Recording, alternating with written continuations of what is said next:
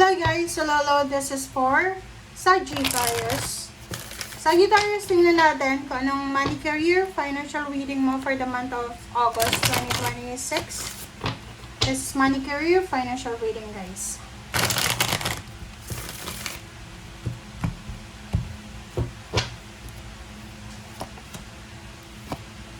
Same din show. Okay, so nakikita ko sa'yo dito 33, nasa tamang direksyon. Kabaliktaran yung ano mo, yung baraha mo sa Aries. Okay, kabaliktaran.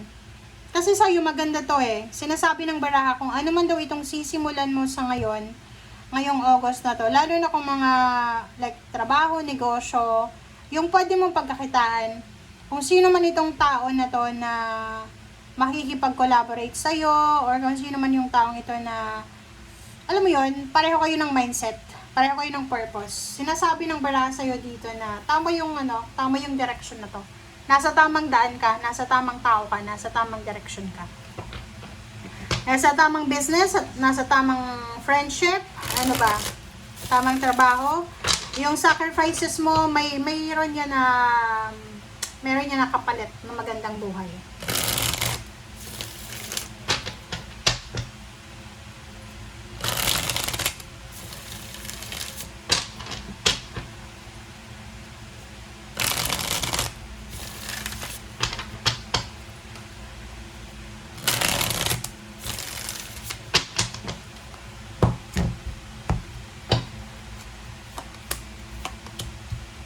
Okay, first two cards natin. Six of Wands and then Ten of Cups. So, nakikita ko sa'yo dito yon. Congratulations sa'yo, Sagittarius, kasi this month of August, may matatanggap kang victory and success, recognition, awards, rewards, appreciation, na pwedeng magdala sa'yo ng celebration. Siyempre, pwedeng, halimbawa, di ba, pag sa company, may mga awards, rewards, may celebration. So, nakikita ko rin sa'yo dito, yun, ang ganda. Yung mga hard work nyo sa buhay, yung sacrifices nyo, may kapalit yan. Diba? Congratulations sa inyo. Ang nakikita ko sa'yo dito, tuloy-tuloy na to, tuloy-tuloy na success, papunta sa future. Ang ganda. May isang tao dito, like, pwedeng ano siya, water sign, Pisces, Scorpion, Cancer, na nag-aantay siya sa'yo ng tulong. Or gusto niyang bumalik sa buhay mo. Pwedeng dati mo siyang katrabaho, dati mo siyang ka-team, dati mo siyang ka-business partner. Gusto niyang bumalik sa buhay mo. No! Maglagay ka ng boundaries, oh. Tingnan mo yung Seven of Wands. Maglagay ka ng boundaries sa paligid mo na hindi na yan makabalik. I-miscam ka, oh. Pwedeng asawa mo yan. Asawa. Mag-iingat ka kasi yung taong yan ay malas sa buhay mo. Siya yung dahilan kung bakit hindi ka siniswerte dati. So ngayon, nakawala na siya sa buhay mo, tuloy-tuloy yung swerte. Okay, ang ganda ng baraha mo, guys. Kasi ang sabi ng baraha sa'yo dito, etong taong itong gustong bumalik sa buhay mo,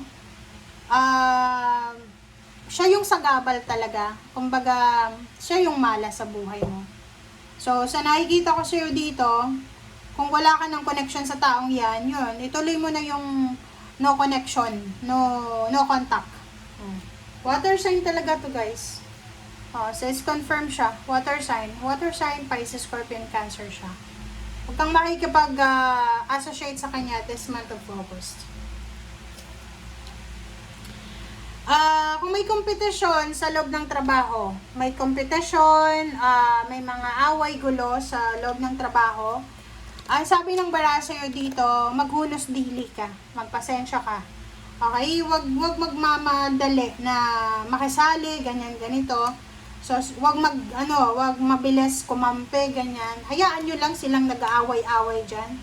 Yung mga katrabaho mo, kaaway niya yung boss, or may mga pinaplano silang mga rally, or kung ano pa man. So, wag kang makisali.